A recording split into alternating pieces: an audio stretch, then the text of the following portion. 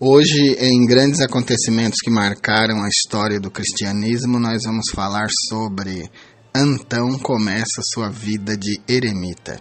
Esse evento data de 270 DC. Santo Antão do Deserto, também conhecido como Santo Antão do Egito, Santo Antão o Eremita, Santo Antão o Anacoreta ou ainda o pai de todos os monges. Este foi um santo cristão do Egito, um líder de destaque entre os padres do deserto. Ele é comemorado em muitas igrejas nas seguintes datas: 30 de janeiro no antigo calendário da Igreja Ortodoxa e também da Igreja Ortodoxa Copta, 17 de janeiro no calendário da Igreja Ortodoxa, da Igreja Ortodoxa Búlgara, da Igreja Católica Romana e da Igreja Católica Copta. Seu nascimento data de 12 de janeiro de 251 DC, em Heracléopes Magna, no Egito, e o seu falecimento 17 de janeiro de 356 DC, no Egito. Esse é o nosso assunto de hoje, mas antes de nós entrarmos nesse assunto, eu gostaria de pedir a você que se inscrevesse no nosso canal, principalmente se é a primeira vez que você está acessando o nosso canal. Quero pedir a você que dê um clique no botão de se inscrever. Também, se você não tem costume de seguir canais da internet, se você acionar o sininho, o YouTube vai avisar você toda vez que nós fizermos uma publicação aqui no canal. Você pode também deixar um like, que vai ajudar bastante a gente, e compartilhe os nossos estudos com os seus amigos.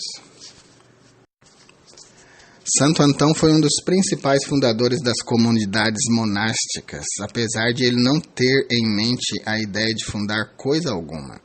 Ele estava simplesmente preocupado com a própria condição espiritual e passou a maior parte da sua vida sozinho. Nasceu no Egito, provavelmente por volta do ano 251, em uma família de pais abastados que morreram quando ele estava com cerca de 20 anos, deixando para ele toda a sua herança. As palavras de Jesus ao jovem rico: "Se queres ser perfeito, vende tudo quanto tens, reparte-o pelos pobres e terás um tesouro no céu. Depois vem e segue-me", de Lucas 18:22, mudaram a vida do jovem Antão.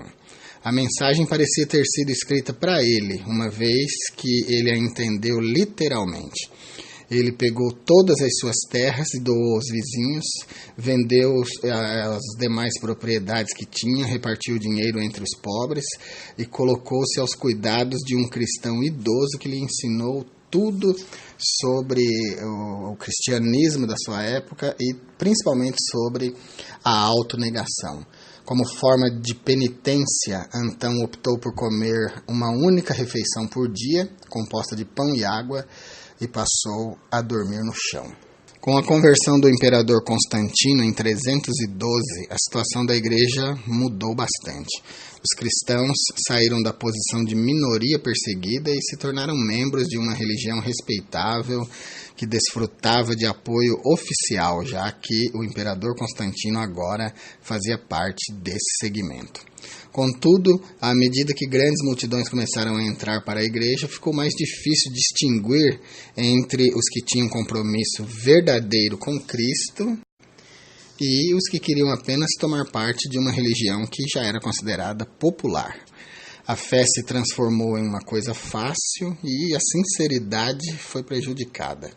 Os cristãos zelosos dessa época optaram por lutar por sua vida de fé, se afastando completamente do mundo.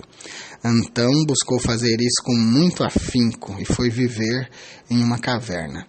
De acordo com Atanásio, que foi seu biógrafo, durante 12 anos, Antão foi cercado por demônios que assumiam formas de vários animais estranhos e, em alguns momentos, até o atacavam e, em determinada ocasião, quase o mataram. Isso tudo segundo Atanásio, que foi biógrafo de Santo Antão. Segundo Atanásio, esses demônios tentavam fazer com que ele voltasse para o mundo, para os prazeres sensuais. Mas Antão sempre se levantava e triunfava contra esses ataques. Para se afastar ainda mais do mundo, ele se mudou para um forte abandonado, onde viveu 20 anos sem ver nenhum rosto humano. Sua comida era jogada por cima de um muro e as pessoas ouviam sobre sua impressionante autonegação, ouvia muito sobre suas batalhas com os demônios. Alguns admiradores ergueram casas rudes próximas ao forte e, de modo relutante, ele acabou se tornando conselheiro espiritual dessas pessoas, dando a eles orientação sobre jejum, sobre oração e obras de caridade. Antão se tornou um modelo de autonegação para as pessoas da sua época.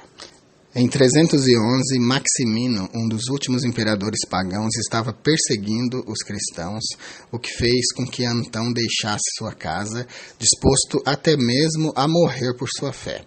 Mas, em vez disso, ele ministrou aos cristãos que foram condenados a trabalhar nas minas imperiais. Essa experiência o convenceu de que viver a vida cristã poderia ser uma coisa tão importante e tão santa quanto morrer pela cristandade e pelo testemunho de Cristo. Eu entendo aqui que Santo Antão parecia estar como Paulo, né? Não sabia mais o que escolher, se morrer e estar com Cristo ou se ficar vendo a prosperidade da igreja. Mais uma vez, em 350, ele saiu de casa para defender a ortodoxia contra a heresia ariana. O arianismo é uma doutrina que vale a pena você pesquisar sobre ela. Então, em 350, ele sai de sua casa para defender a ortodoxia cristã contra essa heresia ariana, que o concílio de Nicéia de 325 não conseguiu extinguir.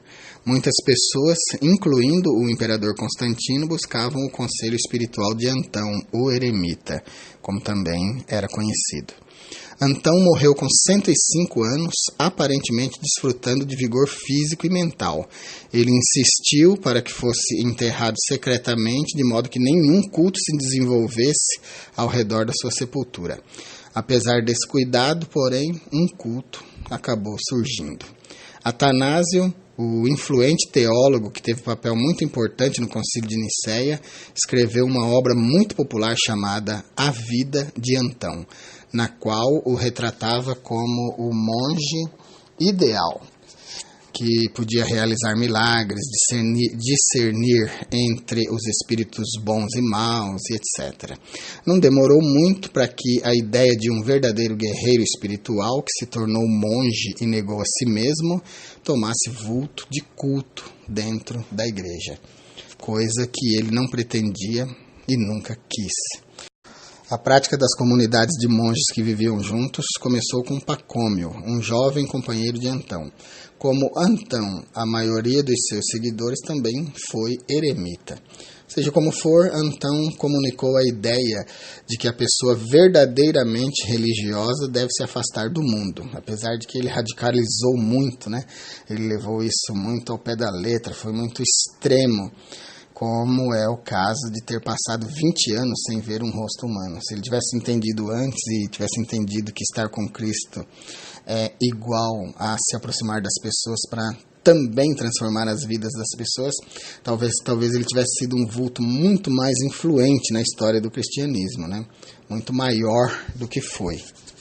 Mas durante sua vida de eremita, de cristão dedicado, absteve-se do casamento, da família e dos prazeres mundanos. Essa ideia prevaleceu e só foi desafiada seriamente na época da Reforma por Martinho Lutero. Esse foi o nosso assunto de hoje. Caso você queira saber mais sobre Antão, vale muito a pena uma pesquisa. Então é isso, que Deus abençoe a todos. Se você está gostando do nosso canal, compartilhe, se inscreva e deixe o seu like. Deus abençoe e fique com Deus.